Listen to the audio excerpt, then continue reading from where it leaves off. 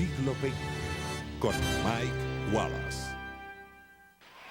Hoy en siglo XX, You know, it exploded. la búsqueda del Unabomber. Federal agents have released this composite drawing. Era un hombre que nadie conocía, un boceto, pero durante 17 años amenazó a la nación. He'll make a mistake, and we will catch him. It's just a matter of time. Soy Mike Wallace y esto es siglo XX.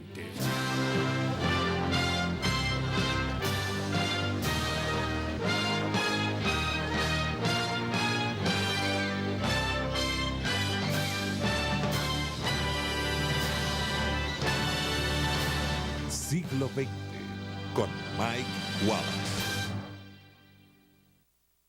Por 17 años, el hombre conocido como el Unabomber amenazó a Estados Unidos, mató a 3 personas e hirió a 23 en una serie de atentados que empezaron a finales de los años 70. Dado que atacaba a personas relacionadas con universidades y aerolíneas, el FBI llamó al caso Unabomb. Finalmente, luego de una de las más intensas cacerías humanas del país, el FBI llamó a la puerta de una remota cabaña de una habitación en Montana en 1996 y dijo al desarrapado recluso que abrió la puerta: Ted, necesitamos hablar. This man is under arrest tonight, and the FBI suspects he's the notorious Unabomber. El principal sospechoso, Theodore John Kosinski, de 53 años, vestido con harapientos pantalones y al parecer mareado mientras se lo llevaban esposado, había sido un estudioso y un profesor universitario con un altísimo coeficiente intelectual. He is unique in the annals of criminal justice in the United States and probably the world. A person of his intellect and academic achievement and background who would strike out at targets for no discernible reason. El arresto de Kosinski en 1996 fue el final de una cacería humana que desconcertó a los investigadores por casi 2 décadas, desde sus primeros ataques del 78 al 79. Estos ocurrieron en el campus de la Universidad Northwestern y a bordo de un avión de pasajeros. The FBI says an American Airlines 727 with 80 persons aboard landed safely today at Washington's Dulles International Airport after a small bomb exploded in a mail pouch in the cargo hold. El Unabomber atacó de nuevo en 1980. Una bomba había estallado en el hogar del presidente de United Airlines, Percy Wood. He said that he was opening a small package of some sort that looked like a book, and that the bomb exploded from within that package. Wood was rushed to a local hospital. Doctors say he suffered no permanent damage, and he's already told police he can't imagine why anyone would want him dead. Pero los investigadores comenzaron a sospechar que la bomba estaba conectada a las anteriores porque compartían varias características. These bombs were uniquely constructed, mostly out of wood, very low-tech construction, and yet fairly precisely made with a wood container and with very simple mechanism. El uso de madera se convirtió en una de las marcas del Unabomber. He was using fine hardwoods that he would polish, and that wood didn't need to be a part of the construction of those bombs.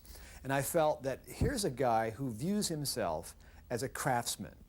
Además, el Unabomber estaba utilizando materiales simples y difíciles de rastrear como viejos cables de lámpara y baterías de linterna. Incluso hizo sus propios tornillos. Luego utilizaría papel de lija para eliminar residuos y huellas dactilares.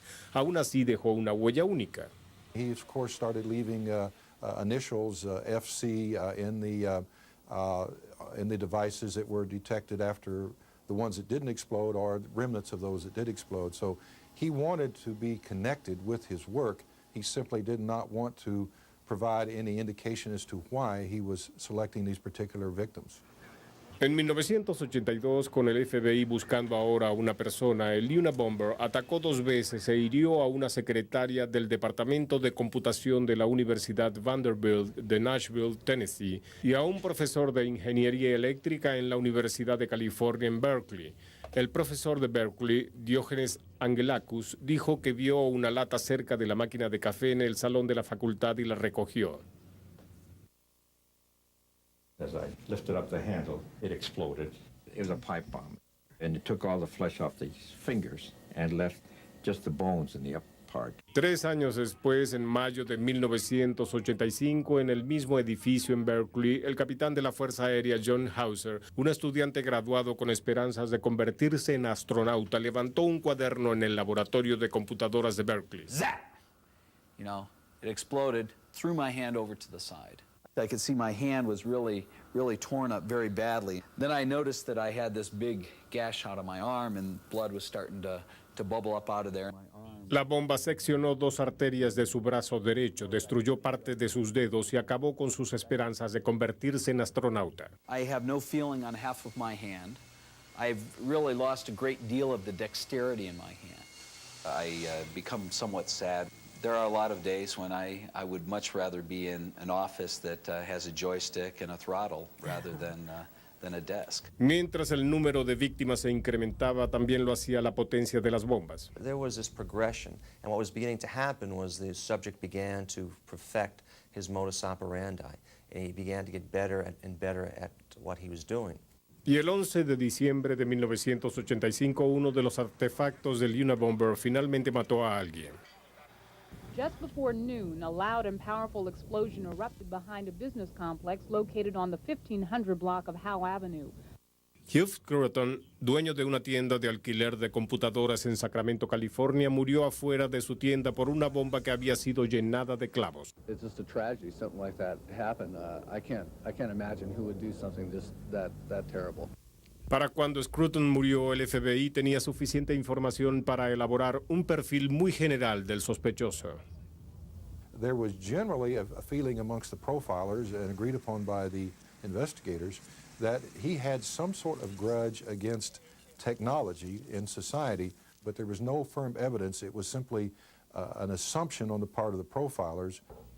Fue una suposición que se fortaleció cuando el Unabomber atacó otra tienda de computadoras el 20 de febrero del 87, esta vez en Salt Lake City. Era la bomba número 12, solo que esta vez el Unabomber había sido visto sembrándola. Federal agents have released this composite drawing, the first time witnesses may have spotted a serial bomber who's allegedly killed 1 person and injured 21 others. 2 employees of a Salt Lake City computer store say they noticed the man hanging around the parking lot of their store just before a colleague was seriously injured last Friday when he picked up a stray canvas bag and it exploded.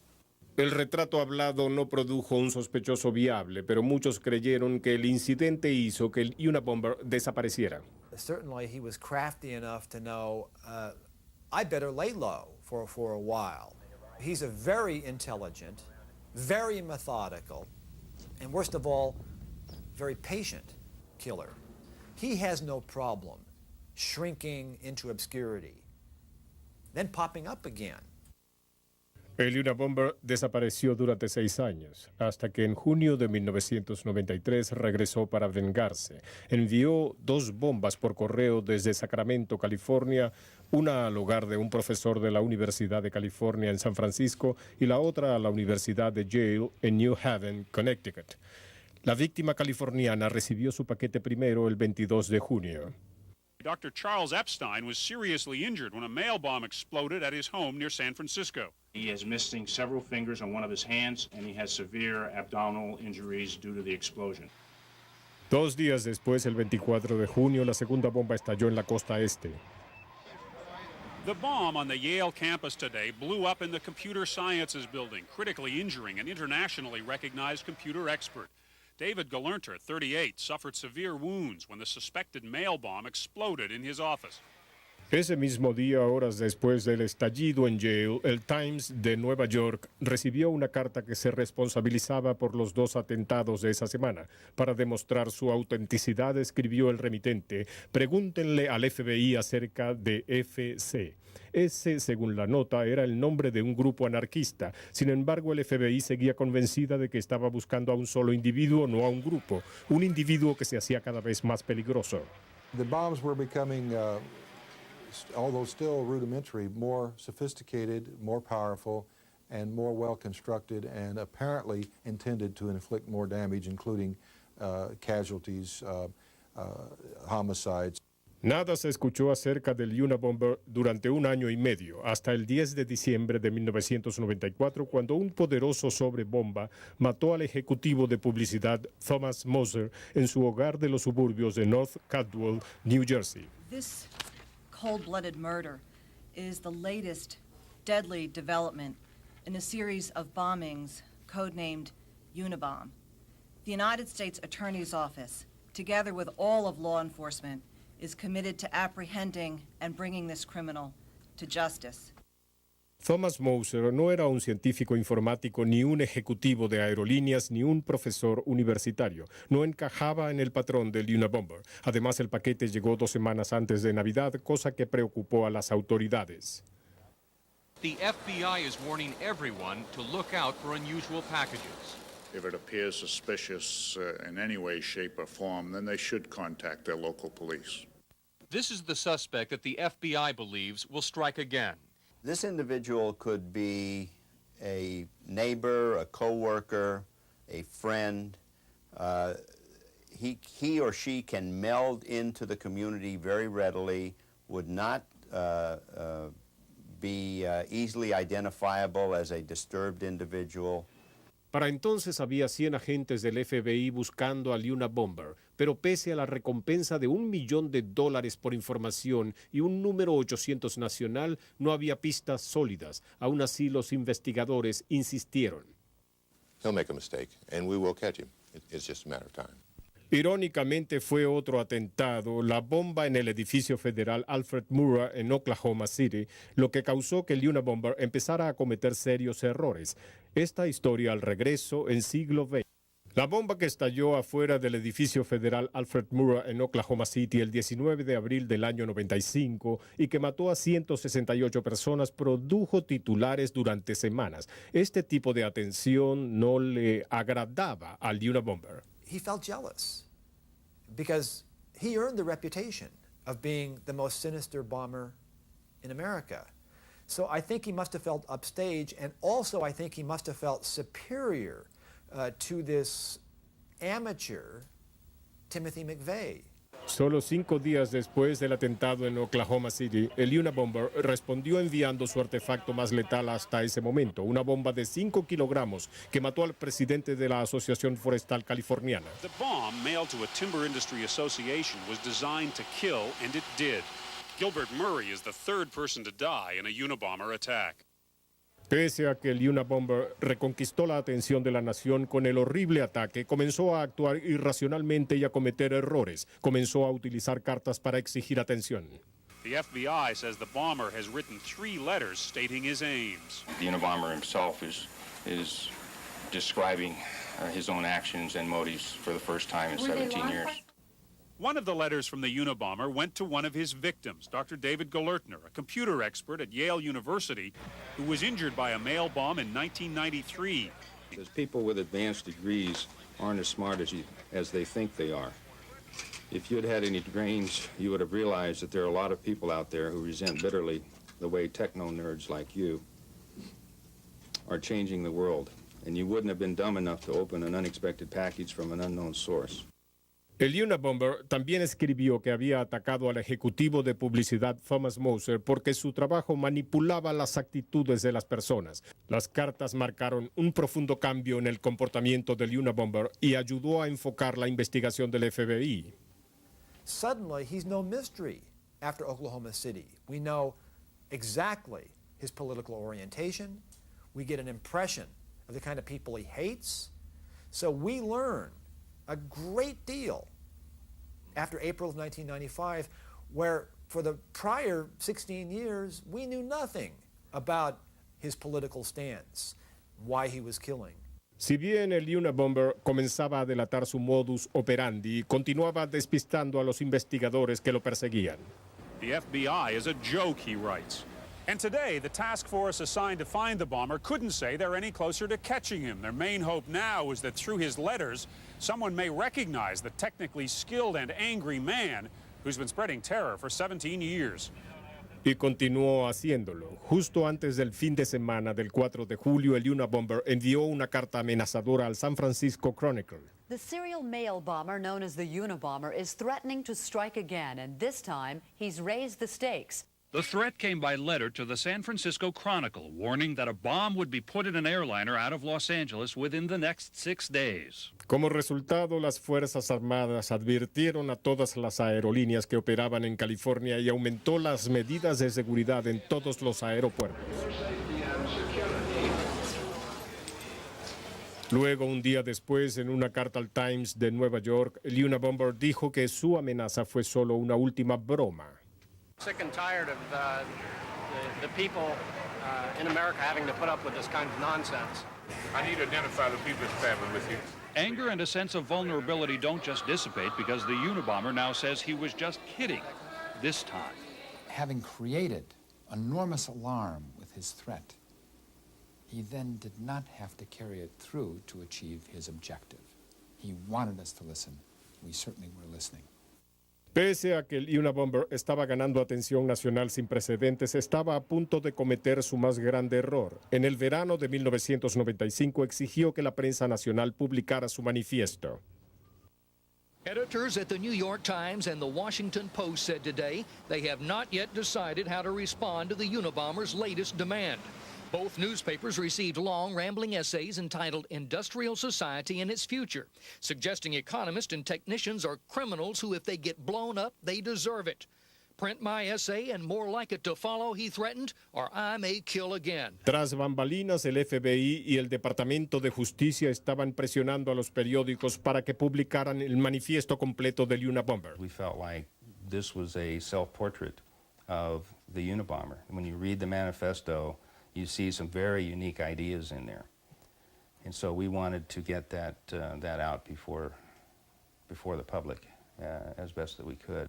El 9 de septiembre de 1995, el manifiesto del Unabomber fue publicado completamente. It was behind the business pages, tucked in between the want ads, but it was all there today, all 35,000 words of the Unabomber's message to America. The Washington Post and the New York Times reluctantly agreed to the joint publication under threat the bomber would strike again if they didn't. We print this document for public safety reasons, the two papers said, and at the direct request of the FBI and Attorney General. The bomber calls his manifesto Industrial Society and Its Future, and in it he urges a revolution against what he calls the industrial system. The FBI said today it hopes someone will see the article and recognize the author. La publicación del manifiesto produjo un sinnúmero de nuevas pistas para el FBI. We're receiving literally hundreds of these calls since the publication of the manuscript. They're tremendous leads, better than many that we've had in the past. There's people that know him and will recognize his writings. I firmly believe that. Y estaba en lo cierto, pero la importante información que el FBI estaba esperando no vino del público en general, sino de un familiar del mismo Unabomber. David Kosinski sabía que su hermano mayor Ted había vivido o trabajado en las mismas ciudades que estaban vinculadas con las actividades del Unabomber: Chicago, Salt Lake City, Berkeley, California. There was a nagging feeling that their brother Ted had some connection to those locations, but it was dismissed. Hasta que se publicó el manifiesto, David Kosinski y su esposa Linda lo leyeron con creciente preocupación, comparándolo con cartas que habían recibido de Ted a través de los años, y encontraron frases familiares, palabras típicamente mal escritas o expresiones garabateadas. Todo esto se iba sumando.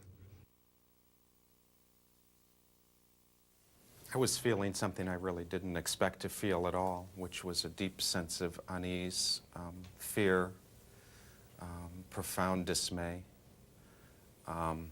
Because of what you read? Because of what I read. Because it sounded like Ted? Because it had sounded enough like him that I could not say to myself or to Linda that this is not Ted's writing. The first tip in the case came from Chicago, from Kosinski's own family. Through a Washington attorney, a brother told the FBI he had uncovered evidence suggesting his sibling might be a suspect.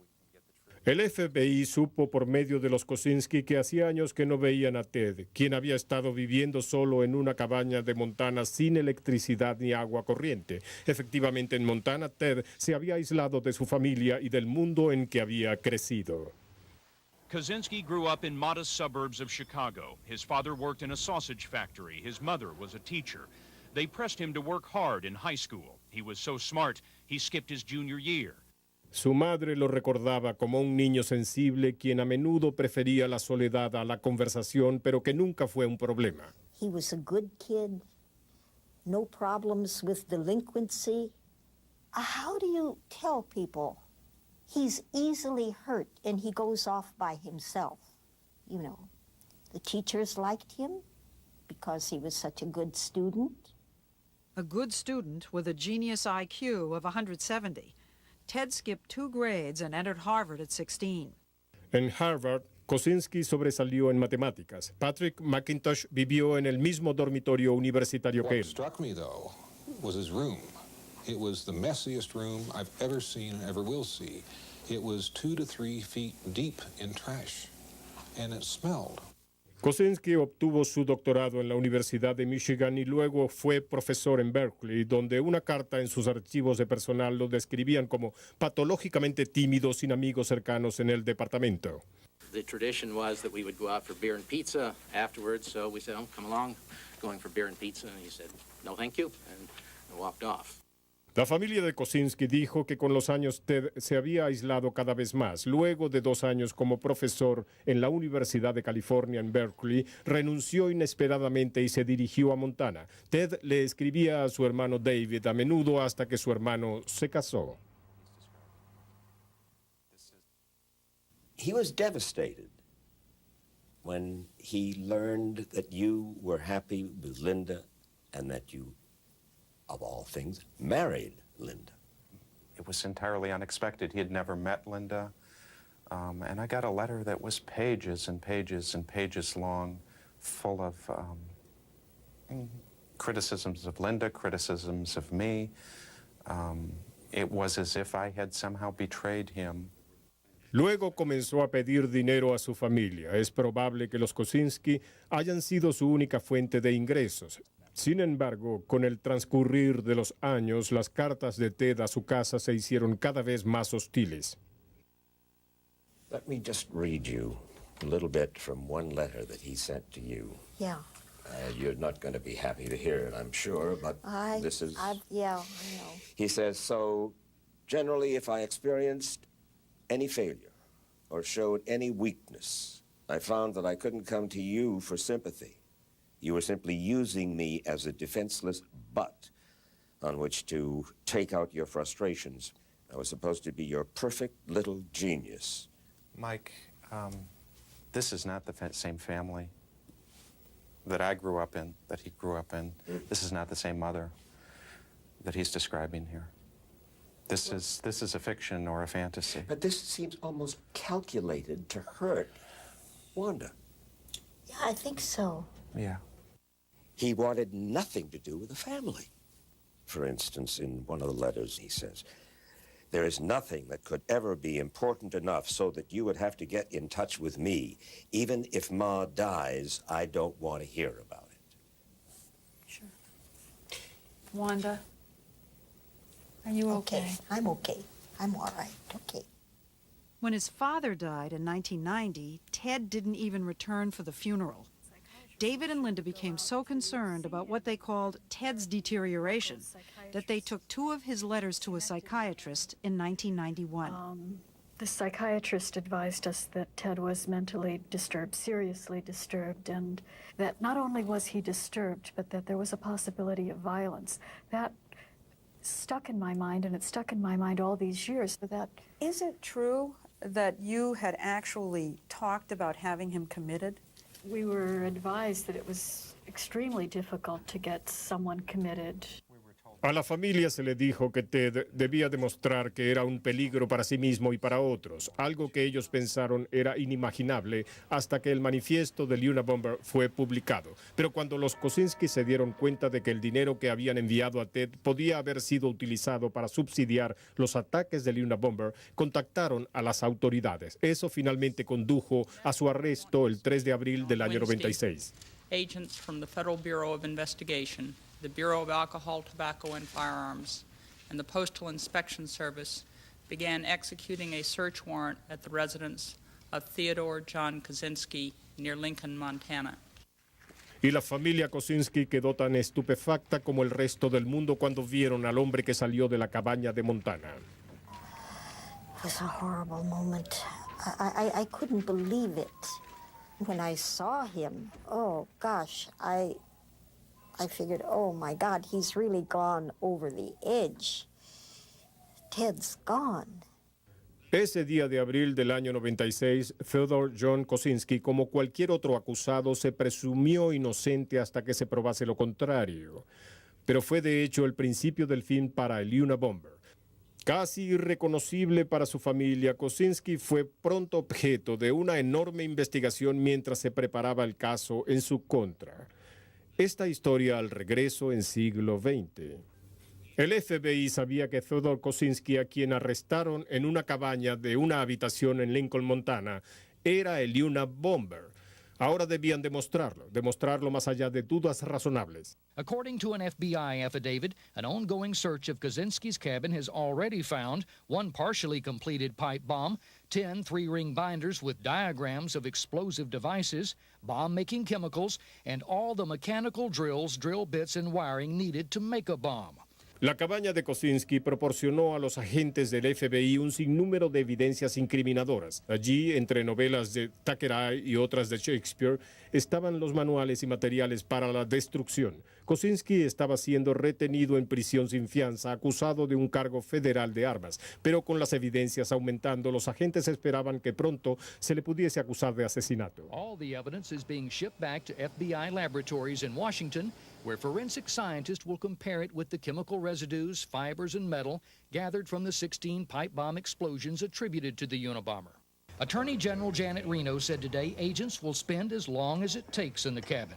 We will do it as thoroughly and as completely as possible, and I never put time limits on anything because I don't know what I will find. Mientras los agentes del FBI continuaban su meticulosa búsqueda en la cabaña de Kosinski, los reporteros recorrieron el campo circundante buscando personas que supieran algo acerca de él. Typical person here, you know, I thought. This was his neighborhood, the rustic, remote hamlet of Lincoln, Montana, 60 miles northwest of the state capital. A hermit, some called him, living in a cabin with no electricity or plumbing. Well, we got a lot of people like him up here that live up in the hills and kind of hermits, and they just don't want to be bugged, so we leave them alone. You know? Maybe we shouldn't have.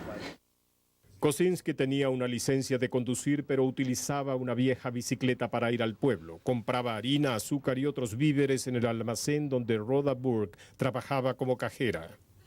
Maybe once or twice a month he'd come in and get his groceries and maybe go over to the laundromat and do his laundry, and that was about all I ever seen him. What kind of things did he talk about when he was in the store? He wouldn't talk at all. He'd say hello. You would try to make conversation, and he just wasn't a conversationalist. He would say hello, and that was about it. Otra parada de Kosinski era la biblioteca del pueblo. Sherry Wood, quien dirigía la biblioteca de Lincoln, Montana, dijo que se llevaba muy bien con Kosinski. And we talked tons of stuff. We talked about my kids. We talked about my husband. We talked about computers. We talked about politics. There was a lot of things we would talk about that we didn't agree on. One thing was his lifestyle. I thought he was crazy. Wood says she felt comfortable disagreeing with Kaczynski, whom she described as the most nonviolent man she ever met. En general, los residentes que compartieron más que unas pocas palabras con Kosinski eran escasos. La mayoría de sus vecinos pensaban que era excéntrico, pero nadie creía que era peligroso. I feel so bad for the families because I don't want them to think that people in Lincoln are trying to make Ted out as a saint or make Ted out as a nice guy. But what we saw was a nice guy. Carol and George Blowers were Kaczynski's closest neighbors.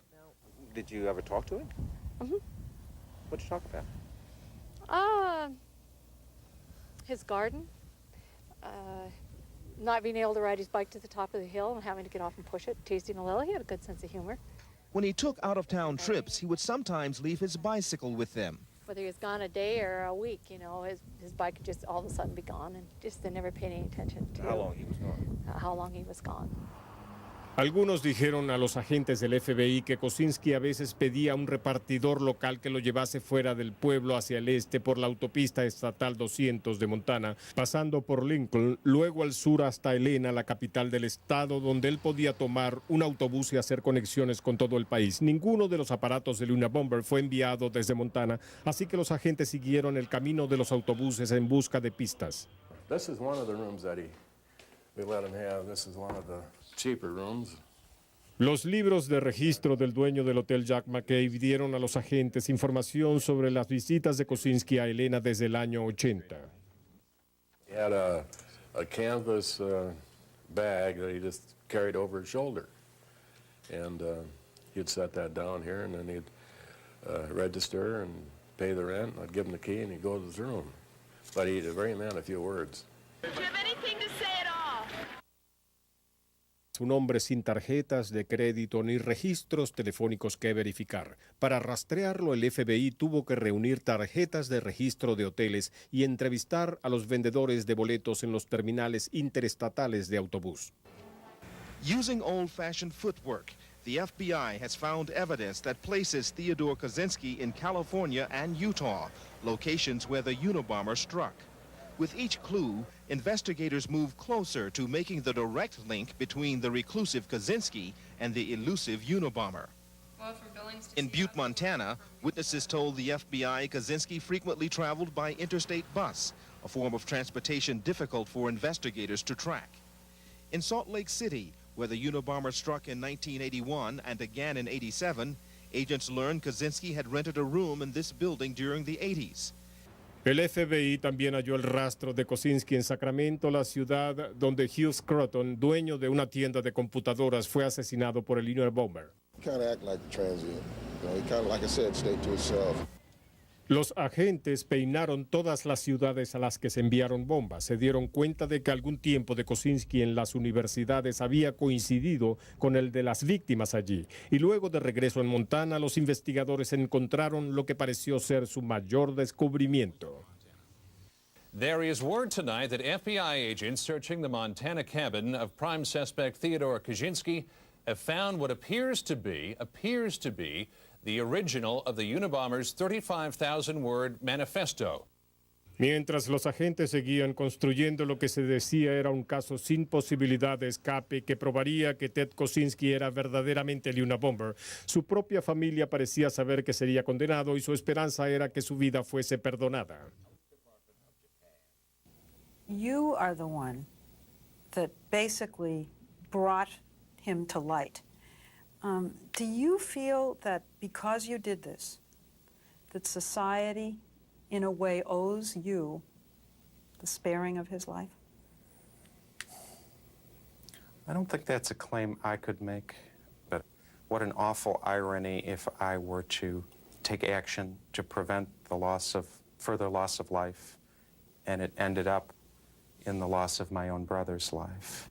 Mientras el juicio de Kosinski se acercaba, se hacía claro para los Kosinski que los fiscales federales buscarían la pena de muerte por los horribles crímenes del Unabomber. Pero pese a que el FBI había reunido un sinnúmero de evidencias de que Ted Kosinski era el Unabomber, el resultado del juicio era dudoso. Esta historia al regreso en siglo XX. El 18 de junio de 1996, un gran jurado federal acusó a Theodore Kosinski de 4 atentados distintos que mataron a 2 personas e hirieron a otras 2. Los cuadernos y diarios de Kosinski proporcionaron evidencias de que los atentados fueron premeditados y meticulosamente ejecutados. Así que pese a las peticiones de su familia para que se le perdonase la vida, los fiscales federales dijeron que si era declarado culpable pedirían la pena de muerte. La decisión de la fiscalía también fue motivada por la furia de las víctimas del Unabomber. Gory and grotesque, but a man who's been blown up by a bomb is a mess. El profesor de Yale, David Galenter, fue volado, como dice él, en junio del año 93, el 14º ataque del Unabomber. There was a package, a book package, a very normal-looking book package. Opened it up, pulled a cord, blew up in my face. First there was smoke for a couple of seconds, then a terrific flash, followed by chaos of all sorts. I realized I was badly hurt, in big trouble, and I ought to figure out how to not die. I walked into a bathroom, which is midway down the hall. I couldn't see out of my right eye, and I had the idea that maybe I had to wash it out. It became clear to me that I was gushing blood at a great rate. Made my way down the stairs, pushed out the back door, walked through the parking lot in back of the building, and up a shallow hill and across the street, and I was there. I staggered in the front door of the health center. The doctors told me afterward that my measurable blood pressure when I arrived over there was 0, and that it was lucky I had decided to walk and not wait for a ride, because I would have bled to death otherwise. Galenter fue tratado por heridas en su pecho, mano y ojo derechos. Se recuperó pese a estar gravemente afectado y escribió un libro sobre su experiencia, condenando a la prensa por glorificar al Unabomber. To have People magazine name a man like this one of the most intriguing guys of the year, to have a major news magazine call this man a mad genius, this is something I found disgusting. What we need to do, I believe, as responsible citizens and mature adults, is know the difference between good and evil, call evil by its right name, make it clear that we don't tolerate it and that we won't tolerate it. Is there any doubt in your mind that this man, this particular man, is guilty? I believe he's guilty. I believe he's an evil coward. Find yourself thinking you'd like to kill the person who did it? When I think of what he could have done to my wife and kids, I want to kill him, yes. Otro sobreviviente, John Hauser, no tenía dudas de que había sido víctima de un intento de asesinato premeditado. Había sido herido gravemente por una bomba en Berkeley en el año 85. The first thing I thought when my arm was blown over to the side is, why would they do that? Why would anybody do something like this? Encontró la respuesta en la carta del Unabomber al Times de Nueva York. Las personas que estamos eliminando son científicos e ingenieros. Él también se sentía afortunado de estar vivo. It's actually a piece of metal, perhaps the pipe, if it was a pipe bomb, that was like this long and this narrow, that it had actually drilled its way up into my elbow. Okay, so this device was definitely meant to kill somebody. If this man is convicted, do you favor the death sentence for him? Yes, I'm completely in favor of the death sentence, with a reservation. Which is? If he were actually to repent, if he were actually to be a penitent, I wouldn't have the heart to execute such a man. Pero Kosinski no mostró arrepentimiento, al contrario. Durante noviembre y diciembre del año 97, mientras se seleccionaba un jurado para el juicio en Sacramento, Kosinski comenzó a mostrar signos de que su mayor preocupación no era alegar su inocencia, sino el negar que estaba demente. In court this week, Kaczynski became agitated, wrote notes furiously, at one point threw down his pen when attorneys discussed his mental state. It could save Kaczynski from the death penalty, but admitting he's mentally ill means abandoning the anti-technology views he's built his world around. He does not want to be judged crazy. He does not want these grandiose ideas that he so carefully articulated in a 35,000-word manifesto to be considered the ravings of a madman.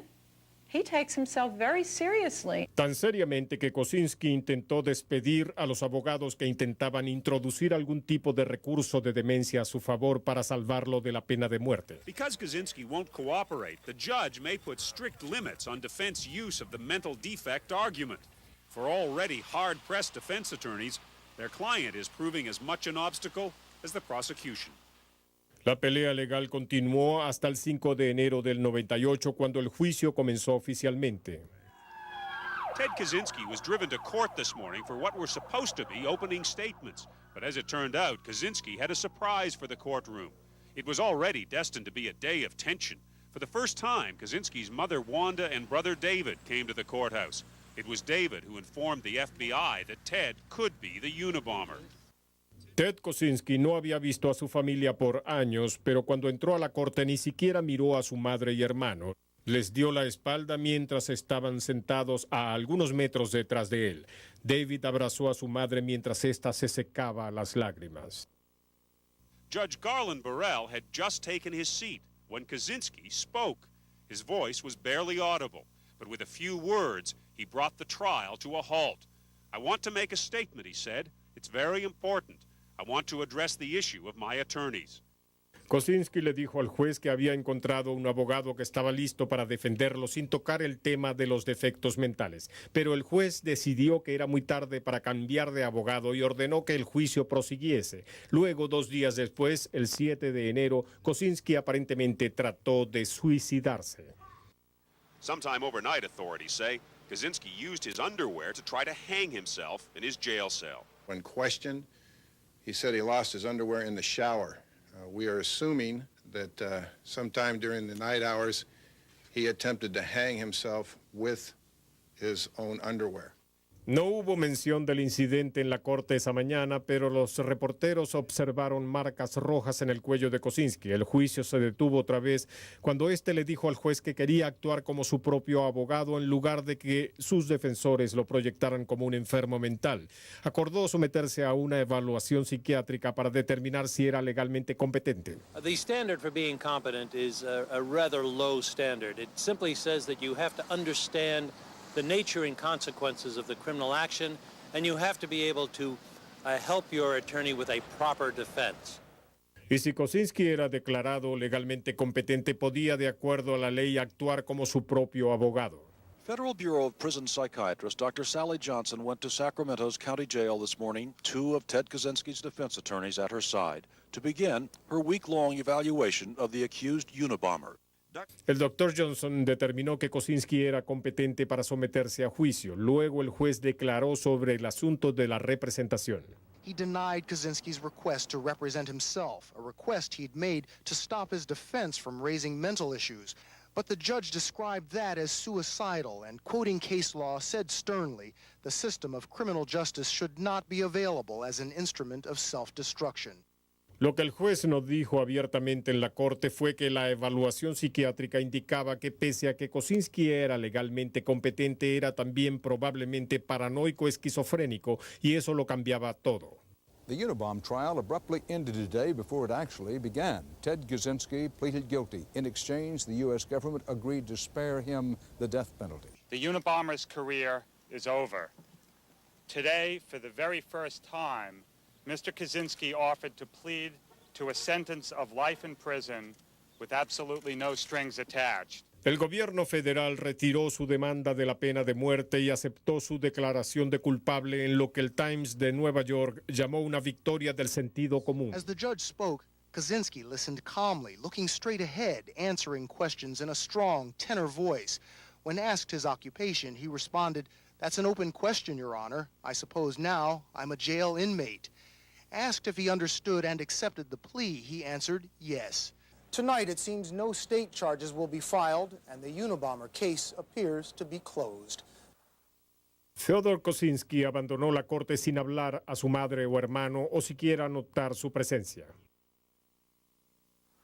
I would like to say that our reaction to today's plea agreement is one of deep relief. We feel it is the appropriate, just, and civilized resolution to this tragedy in light of Ted's diagnosed mental illness. Fue un difícil momento emocional para David Kaczynski, pues había sido él quien encontró la evidencia clave que resolvió el caso del Unabomber y condujo al FBI a la rústica fábrica de bombas de su hermano. Everyone involved in this case is also eternally indebted to the heroic actions of David Kaczynski. He is a true American hero. Un héroe con una pesada carga a cuestas por el resto de su vida.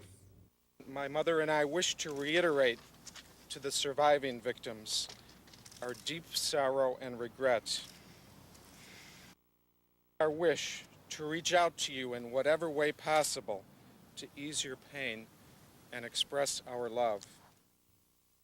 Theodore Kaczynski vive ahora en una celda con calefacción, electricidad y agua. Se le sirven 3 comidas al día. Es un gran cambio para él, un cambio de una primitiva cabaña en los bosques de Montana que el Unabomber utilizó durante 17 años mientras amenazaba a la nación. Algunos comentarios finales al regreso en siglo XX. Atentado se intensificaba la cacería del hombre conocido como el Unabomber. En un momento el Departamento de Justicia tenía más de 100 agentes trabajando en ello. Utilizaron todas las armas de su sofisticado arsenal para intentar solucionar el caso. Y al final, no fue la psicología ni la tecnología lo que resolvió el caso del Unabomber. En vez de ello, fue un ser humano con varias cartas quien sumó 2 y 2. Luego fue el tradicional y metódico trabajo forense y de investigación lo que ayudó al gobierno a construir el caso que puso a Ted Kaczynski tras las rejas de por vida. Soy Mike Wallace y esto es Siglo XX.